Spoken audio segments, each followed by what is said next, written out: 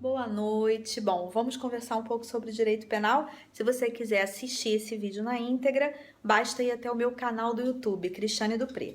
Eu cheguei agora do Complexo de Ensino Renato Saraiva, onde eu estava gravando uma aula de direito penal para a Polícia Civil do Pará, e eu resolvi falar um pouquinho nesse vídeo sobre um dos temas que eu gravei hoje, culpabilidade. E eu sempre digo, quando eu falo sobre esse tema, que um primeiro cuidado que nós devemos tomar é que a expressão culpabilidade no direito penal ela é bastante ampla. Nós podemos falar aí pelo menos de, olha, 3 vertentes para a palavra culpabilidade. A primeira delas, a culpabilidade como princípio da culpabilidade, consagrando no direito penal brasileiro, já que nós somos adeptos do princípio da culpabilidade, uma responsabilidade penal subjetiva. Então, para que uma pessoa física ela possa responder por um crime, ela tem que agir com dolo ou com culpa.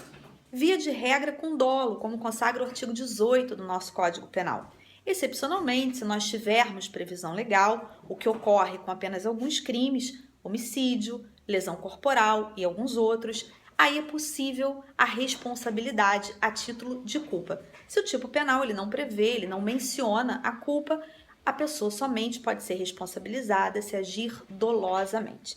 Bem, a segunda vertente para a culpabilidade é a culpabilidade na dosimetria da pena.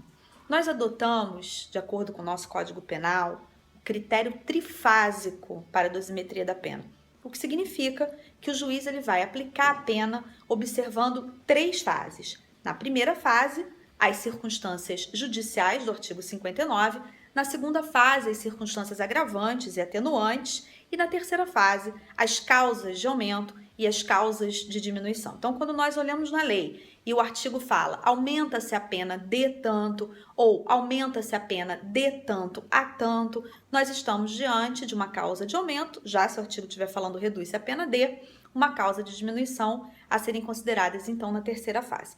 Onde que a culpabilidade ela se encontra? Na primeira fase da dosimetria da pena, porque ela é uma das 8 circunstâncias judiciais previstas no artigo 59.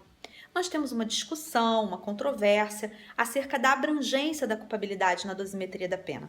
Seria apenas grau de reprovabilidade ou nós poderíamos considerar intensidade do dolo? Diferente isso, não é? Depois eu vou gravar um vídeo com calma para falar sobre essa controvérsia que envolve a culpabilidade como circunstância judicial. E a terceira vertente da culpabilidade é a culpabilidade como elemento do conceito analítico ou estratificado de crime. Eu costumo fazer uma analogia, eu digo que o conceito de crime ele tem que ser trabalhado como quando a gente está subindo uma escada, um degrau de cada vez, ou você se enrola no concurso público.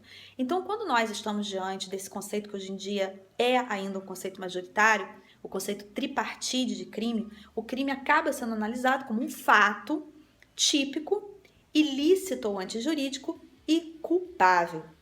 Muito embora alguns ainda enxerguem a culpabilidade como um pressuposto para a aplicação da pena, não integrando o conceito analítico de crime. Bem, trabalhando a culpabilidade de forma majoritária como conceito, como terceiro elemento do conceito analítico de crime, nós vamos poder enxergar dentro da culpabilidade os seus elementos e as suas excludentes. Então, o que nós temos como elementos da culpabilidade? A imputabilidade, a potencial consciência da ilicitude e a exigibilidade de conduta diversa. Cada um desses elementos vai ter a respectiva excludente. Então, nós temos, por exemplo, para a imputabilidade, para o elemento imputabilidade, nós temos a excludente inimputabilidade. Para o elemento potencial consciência da ilicitude, nós temos a excludente erro de proibição inevitável. E para o elemento exigibilidade de conduta diversa, nós temos a excludente inexigibilidade de conduta diversa. A inimputabilidade, que é uma das excludentes de culpabilidade, ela é tratada no nosso Código Penal em 3 artigos. O artigo 26, não como um todo, porque o parágrafo único do 26 não prevê uma causa de inimputabilidade, mas tão somente de semi-imputabilidade. Então, nós temos o 26 caput, o 27 e o 28, parágrafo 1º. Dentre essas hipóteses, o legislador adotou 2 critérios. O critério puramente biológico, e esse é o adotado no artigo 27, Então não importa se o menor de 18 anos ele tem discernimento, se não tem discernimento, ele dorme inimputável e ele acorda imputável, porque o critério ali é puramente biológico, é idade. Já no artigo 26 e no artigo 28, parágrafo 1º, nós temos um critério biopsicológico, ou seja, nós vamos considerar no 26 só a existência de uma doença mental? Será que o esquizofrênico nunca responde por crime? Ele pode responder.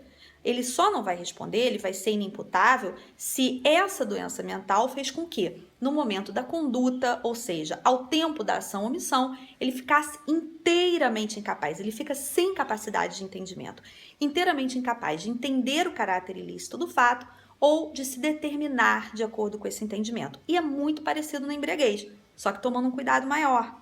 Porque nós temos diversas modalidades de embriaguez para trabalharmos o tratamento jurídico penal. Algumas modalidades elas não vão influenciar em nada a imputabilidade penal, como é o caso da embriaguez voluntária, da embriaguez culposa. Nós temos algumas modalidades, aliás, nós temos uma modalidade que inclusive vai agravar a pena, que é a embriaguez pré-ordenada, aquela em que o agente ele bebe para se embriagar para cometer o crime. Nós temos então no artigo 28, como possibilidade de excluir a culpabilidade, a embriaguez completa proveniente de caso fortuito, uma embriaguez acidental, ou proveniente de força maior. Eu brinco, eu digo que acidente é não necessariamente no sentido literal da palavra, do sujeito que sobe no telhado, escorrega numa telha, cai dentro de um barril de chope e fica ali tempo suficiente para se embriagar, mas não se afoga. Às vezes não é isso que cai na sua prova. Às vezes é acidental no sentido de que a pessoa ela não sabe o tipo de substância que ela ingeriu. Então, ela ingeriu um coquetel de frutas com álcool, acreditando que não tinha álcool.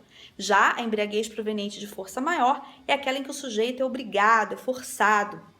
Se essas duas modalidades de embriaguez, proveniente de caso fortuito ou força maior, se for completa e se fizer com que o agente, no momento da ação ou omissão, fique inteiramente incapaz de entender o caráter ilícito do fato ou de determinar-se de acordo com esse entendimento, nós também teremos uma hipótese de inimputabilidade, com base no artigo 28, parágrafo 1º do Código Penal, e o sujeito será, portanto, considerado inimputável, não haverá culpabilidade e não haverá, por via de consequência, o terceiro elemento do conceito analítico de crime.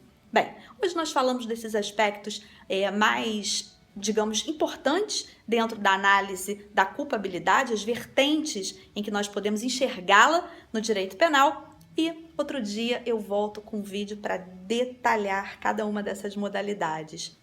Beijo no coração, até a próxima dica. E não deixa, se você quiser acompanhar outros vídeos, de baixar o meu aplicativo Cristiane Dupré na Apple Store, Google Play e também me seguir no Instagram, @Cristiane_Dupré. E quer receber um e-book de ECA? Basta você ir até o meu site www.cristianedupré.com.br e assinar a minha lista, tá abaixo do vídeo de divulgação do aplicativo.